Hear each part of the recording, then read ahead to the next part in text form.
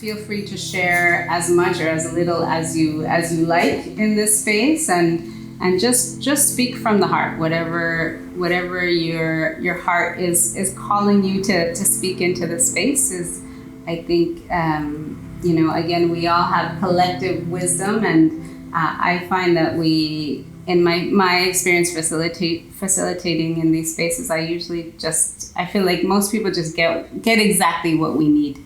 So the first question I wanted to ask was, what are some of your experiences raising your children in America with the different culture that you've had? So with the Nuer culture and with the American culture, what are some of your experiences? They can be good experiences or negative experiences. But what do you see as some of the experiences you've had raising children here in the United States? Raising the kid here is not easy. It's one of the difficult parts because we came from Africa with a mindset. Women with their own culture, a little bit men, kids. Also, in other way, the thing we call it culture in Africa, over here they call it abusive. You tell a wife this, they say, oh, you're abusing my wife. So coming to the phone, raising the kid is difficult. This is what we talk about, the trust. How we build the trust among women, kid, and the fathers. Because if you don't tell your kids the true things, the thing will fall apart, even your wife. If we discipline our kid, back home, we will be beaten. If you made a mistake, you will be beaten harder and harder. You cry or you run away or you do what, like that. But here they call it abuse, which is not true. But if we try to discipline our kid here, and they went to school and they explain that we have conflict with my parents regarding on this, even something is small, they will take the child and the children at home too. They say that you don't know how to raise your child and you want to discipline your kid. This is a very, very big problem that not only me, I just generalize it, that we face. Because we try to discipline them in a way that we want, but in the culture here, they say, talk. In our culture, done. No talk. The only person in charge in the house is a man, back home. But here, the person in charge is a woman and the children. So this one, when we brought them here, some of them we see it's not good, it's not relevant, doesn't make sense even. So, but we made some correction, making sure we combine, we take the good one, making sure, okay, even though we don't know much about American culture, we try to merge them, to balance them, saying, okay, if this is something that can take us, like beating kid, we cannot do it there. But we have to sit as a family. I'm glad because now it's kind of changed up where they said how they used to beat us if we come in with F and D's. That's all I had for a while. So I was getting beat all the time. Yeah, so after a while, I realized they're trying to change. And the way they came over here, they went through so much traumatization. Our parents, they love us very hard, and that's all they know. And if they beat us, it doesn't mean that they hate us and they don't want us to see it grow and things like that. It's more so that's how they came up and that's all they knew and they're changing. And that's the one thing I'm very glad about right now. Yeah. Mentally, we have cultural, traditional way we were being raised back home. Even me, they would not go away. No, I will further away with it. Because the way my dad taught me is back home. It's not America way. But America way is totally different now. I take the wrong one and I pick up the good one. Mm-hmm. So raising 8 children in this country is really big challenge. of parents. Yeah, parents coming into a new world. They're confused. They're lost. They're very protective of their kids. So, you know, if you don't understand something, you're going to say no immediately to it. And a lot of parents were raising us like that, where it's like, Mom, Dad, can I go here? No. You know, from my upbringing, I would say the mothers are usually the ones that are they can easily mold to an environment. The husbands are usually, you know, they're standing firm in what they believe in, and it takes a long time for them to think, you know what, you know, let's go this way. I used to think I had the strictest dad, like, you know, in the world. As a kid growing up, I used to think, man, my dad doesn't really want me to have fun, doesn't want me to associate with anybody. The thing was, what he would do is, every kid that would come to our house, whether it's a cousin or a friend, if he knows how that kid is being raised by that family, immediately, as soon as he comes to the house and that kid is in the house, they'll say, you know, Jim got Munga. Whose son are you? And he said, if the kid said the last thing, then you need to leave. And he would do that to every single kid. We couldn't go sleep over at our cousin's house, but they can sleep over at our house. He was a big believer in, like, if you hang out with the wrong people, eventually you become that. And my example was, it was hard to feel love from the parents, even from age 5 to all the way to high school. You know, I can count on my hand how many times I've kissed my parents, you know? And that's what I realized growing up as a young Nuer child there's not very much love that's being shown. And, you know, sometimes as a kid, you need that hug, that 10-second hug, and it'll make you feel warm inside and things like that. When it comes to love, it's a different ball game. We don't express love even to our wife, right?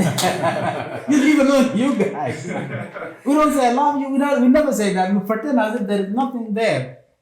This is who we are. This is part of our culture. We don't express that. Say I love you, honey. None of that. We don't say that. We know. You raise your kid, you love them. You do not need to tell them I love you for them to know you love them. You don't need to tell your husband, to tell your wife, I love you, for him or her to know that you love them. All right. So that is who we are. That is a culture that we grew up in. If you ever say that while you are in Sudanese culture, you can see how many eyes would be on you. Right? So it's no. You can't do that. It's not done. Even now, you go back to South Sudan, you must behave like that. Otherwise, you will be an island. That is how we are. It's a tradition we brought along with us, and we can't change it. If you, the youngsters, want to live your life just like here, we understand. You can cuddle, you can say, I love you, love your kid, you kiss and this and that, your kid, that's fine. We understand. Right? But don't expect that. Thank you. One thing that the men, especially our fathers, can do better, and they could change for the sake of, like, our brothers behind us, is teaching how to be a man. But here in America, we want to see examples, but the examples are not being shown because everybody's at home. The fathers are out working.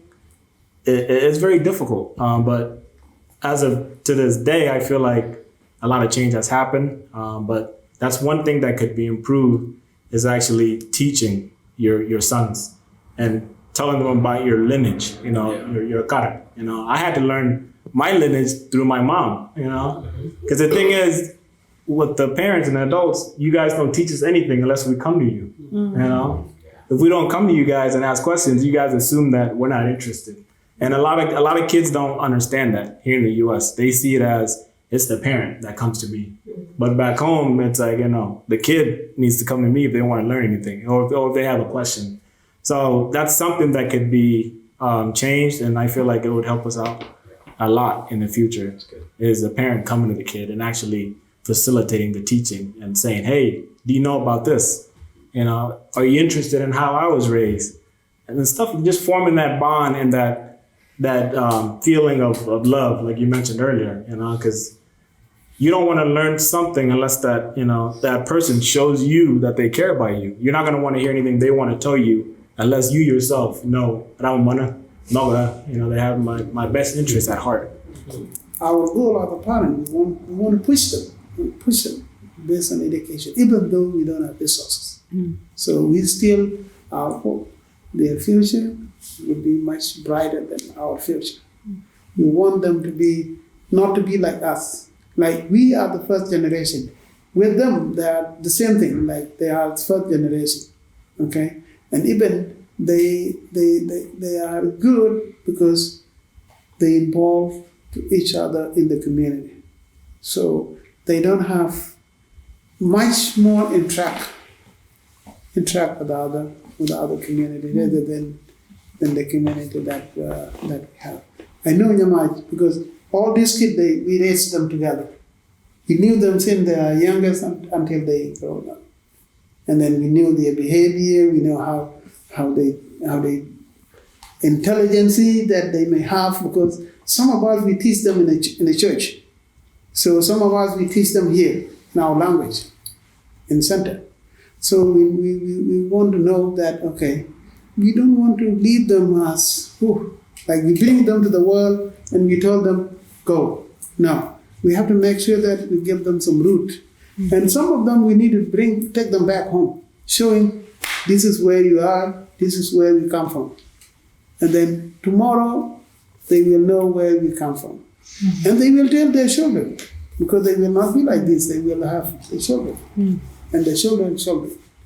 So that's what I should add to what she said. So what she said is the most powerful, but they're still helping us, and we do appreciate their help because they help their siblings. I think that's been one of the challenges Yes. with the young adults who are growing up. They understand there's a lot of freedom here, a lot of liberty. It's more individualistic culture. Where we come from is a community collectivist. So we don't do the decision someone makes affects the community. But the younger ones that are growing up want to be free. They're seeing their friends in school and, I can't do that because I have 5 younger siblings at home that I have to raise.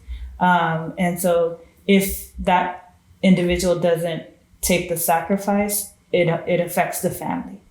So there have been sacrifices that I've had to make because I understand the community. I understand what it takes to help the family survive.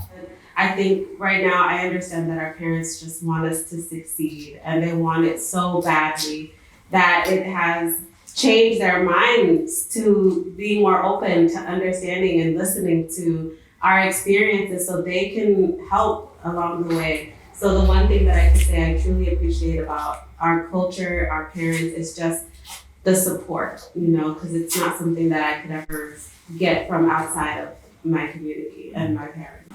I like to say I'm happy about my dad teaching me how to be a man at a young age. When he first went to Africa, he told me and my brothers it's time to become men. And I was like in the 6th grade. And I was like, what the heck? So I'm very proud of that. And every time he would come back, he would always make sure we sharpened up our tools. And it even got to the point where my mom would expect me to fix things. And I'm like, your husband's back. It's not what I do anymore. I think as a community, it's taken some time, but I think there's been a shift. I think there's been a healing together to where we are at a point where we do understand each other more. Then we can start to move forward. We can start to have these conversations.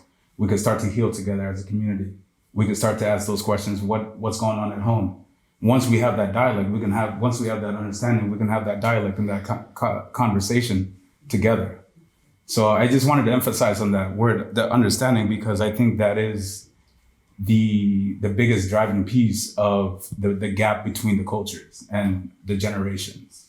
And it's now, if we understand what our parents have done, we can utilize what we have learned in this country, the culture, the style, the lingo, the language, whatever it is, we can use it to guide the next generation, because we understand how they speak, we understand how they think, we understand how our folks think. I'm really thankful for you all as parents changing your mind and having an understanding too. of where we are. So it's almost as if we're meeting each other where we are. So now it took time, but we understand you a little bit and you understand us a little bit, and we're working together to love each other where we are. So I'm really happy about that. Well, that's, yeah, thank you.